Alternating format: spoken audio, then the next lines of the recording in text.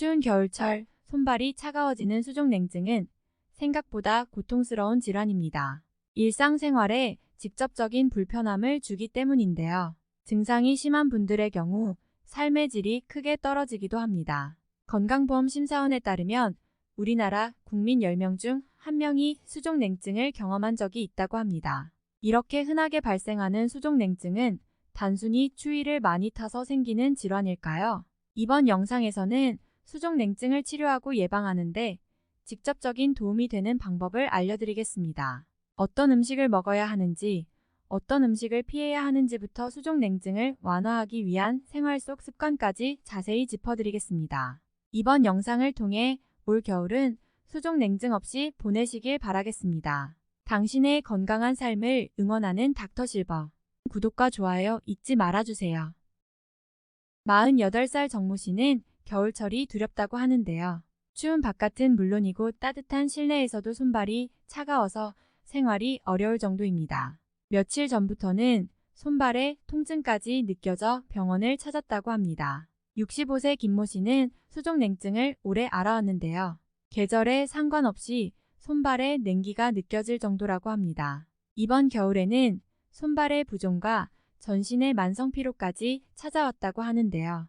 수족냉증으로 인해 우울감을 느낄 정도가 되었습니다. 기온이 낮아짐에 따라 손, 발 등 신체 말단이 차가워지는 것은 자연스러운 현상입니다. 단순히 손발이 찬 상태만을 질환이라고 볼 수는 없지만 이러한 상태가 장기간 지속될 경우 또 다른 질환으로 이어질 수 있기 때문에 가볍게 여겨서는 안 됩니다. 특히 겨울철 수족냉증은 손발저림, 무감각증, 소화장애, 안면홍조, 만성피로 등의 질환으로 이어지기 쉽기 때문에 세심한 관리가 매우 중요합니다. 수족냉증의 원인은 다양하다고 볼 수 있는데요. 대표적인 수족냉증의 원인 중 하나는 혈액순환 장애입니다. 추위 같은 자극에 혈관이 심하게 수축하면서 손발 등 말초 부위에 혈액이 원활하게 공급되지 않아 발생하는 것이라고 볼 수 있습니다.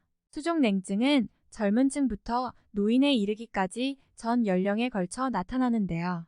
폐경 이후 호르몬의 변화가 급격히 일어나는 노년층 여성들에게서 가장 자주 발견됩니다. 중년, 노년층 여성들의 경우 혈액순환 기능이 상대적으로 떨어지면서 수족냉증이 나타날 위험이 크므로 평소 관리가 꼭 필요합니다. 수족냉증을 개선하기 위해서는 옷차림을 바꿔보는 것이 도움이 됩니다. 특히 헐렁한 옷을 입으시는 것이 좋습니다. 꽉 끼는 바지나 스타킹은 정맥 내 압력을 상승시켜 혈액순환을 방해하게 됩니다. 또 방한이 되는 옷을 꼭 챙겨 입되 두꺼운 옷 하나보다는 얇은 옷을 여러 개 겹쳐 입고 편한 옷차림을 유지하는 것이 좋습니다. 전신 스트레칭과 걷기도 수족냉증 치료에 유용한 방법인데요. 손과 발을 주무르는 것도 좋지만 고관절, 어깨, 허리 같은 큰 관절을 움직이는 게 더 효과적이라고 할 수 있습니다. 말초혈관 자체보다는 큰 혈관을 자극해서 손끝, 발끝에 있는 말초혈관까지 피가 잘 도달할 수 있도록 하는 게 더 도움이 되기 때문인데요. 발이 시리면 허리와 허벅지를 움직이는 게 더 좋겠습니다. 수족냉증을 효과적으로 예방하기 위해 중요한 것은 근육입니다. 체내의 열은 대부분 근육들이 수축하며 발생하는데 나이가 들면 근육량이 점차 줄어들어 열 생산이 원활히 되지 않기 때문인데요.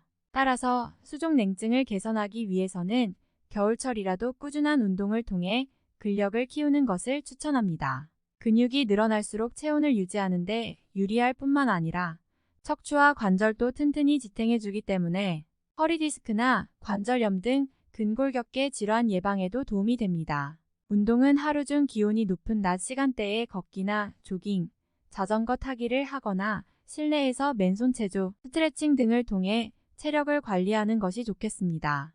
단, 추운 날씨에 갑자기 운동을 하게 되면 혈관이 수축하고 혈압이 올라 심근경색, 뇌졸중 등을 유발할 수 있으므로 새벽이나 저녁 시간대 운동은 되도록 피하시는 것이 좋습니다. 운동은 하루에 최소 30분 이상 옷이 땀으로 젖을 정도로 하는 것이 좋으며 일주일에 3회 이상 해야 효과를 볼 수 있습니다. 따뜻한 물로 족욕이나 반신욕을 하는 것도 원활한 혈액순환에 도움이 됩니다. 족욕은 발끝에 모여있는 피를 온몸으로 퍼지게 해 혈액순환을 돕습니다. 일반적인 경우 반신욕 물의 온도는 38도에서 40도 정도, 시간은 20분 정도가 적당합니다. 다만 몸을 따뜻하게 해야 한다는 생각에 장시간 하는 경우가 많은데요. 이마에 땀이 조금 나고 몸과 얼굴에 따뜻한 기운이 느껴지면 반드시 중단해야 합니다. 땀을 너무 많이 빼면 오히려 몸속 기운이 달아나고 빈혈을 유발하기 때문입니다. 심장질환 약, 편두통약, 혈압약 등은 혈관에 영향을 줄 수 있기 때문에 수족냉증을 앓고 있다면 주치의와 상담하신 후 약을 복용하는 것이 좋겠습니다. 다음으로 수족냉증이 있다면 피해야 하는 음식을 알아보겠습니다.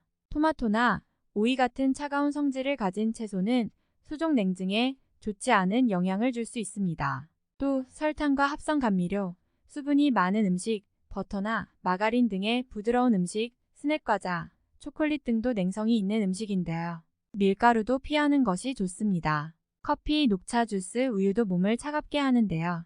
특히 카페인 음료를 많이 마시면 말초 혈액순환을 방해하기 때문에 주의하셔야 합니다. 그렇다면 몸을 따뜻하게 해주는 음식은 어떤 것이 있을까요? 먼저 생강을 먹는 것도 수족냉증에 도움이 됩니다. 생강은 진저롤과 쇼가올 성분이 함유되어 있어서 살균과 항염 효과가 있는데요. 또 혈액순환을 돕고 위장 운동을 원활하게 해 수족냉증과 소화작용에 좋습니다. 쑥도 챙겨 드시는 것이 도움이 됩니다. 쑥은 따뜻한 성질로 몸의 냉기를 보완해 복통 및 허리 통증을 완화해줍니다. 계피도 수족냉증에 좋습니다. 계피는 신진대사를 촉진해 혈액의 흐름을 원활하게 만들어주고 몸을 따뜻하게 만들어줍니다. 면역력을 증진시켜 감기를 예방하는 효과도 있습니다. 부추는 몸을 따뜻하게 해서 냉한 기운을 없애주는데요. 철분이 풍부해 혈액순환 개선과 빈혈 예방에도 도움이 됩니다. 특히 부추를 참깨와 함께 드시면 수족냉증 치료에 큰 도움을 받으실 수 있습니다. 참깨에는 비타민 E가 풍부하고 리놀산 칼슘이 있어서 혈관 근력을 강화시켜주기 때문입니다. 참고로 부추는 꿀이나 소고기와 함께 드시는 것은 피하시는 게 좋은데요. 부추가 몸에 열을 내는 식품인데 꿀과 소고기 역시 체내에 열을 내는 성질을 지녔기 때문입니다. 똑같이 따뜻한 성분의 음식들을 함께 섭취하면 기름진 위의 점막을 자극해 위통이나 소화불량이 생기거나 설사를 유발할 수 있으니 주의가 필요합니다. 이 밖에도 철분이 많은 붉은 고기, 생선, 계란, 초콜릿 등도 수족냉증과 혈액순환 개선에 좋습니다. 철분이 우리 몸속 적혈구 내에 헤모글로빈과 결합해 산소를 운반하는데 철분이 부족하면 산소가 몸 곳곳으로 전달되지 않아 손과 발이 차가워지고 저릴 수 있기 때문입니다.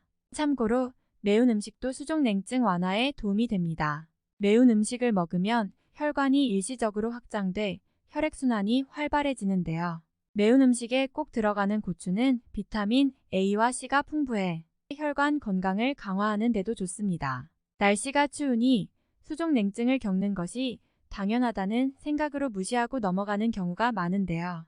하지만 수족냉증은 정확한 원인을 파악해 치료하지 않으면 빈혈이나 어지럼증 등을 유발할 수 있고 몸 전체에 영향을 줄 수 있기 때문에 예방하고 적절한 관리를 해주시는 것이 중요합니다.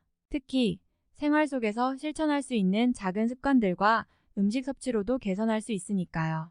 오늘 영상 참고하셔서 올 겨울은 수족냉증 없이 편안하고 따뜻하게 보내실 수 있길 바라겠습니다. 오늘 영상이 도움이 되셨다면 구독과 좋아요, 그리고 응원의 댓글도 부탁드리겠습니다. 지금까지 당신의 건강한 100세 인생을 응원하는 100세 건강주치의 닥터실버였습니다.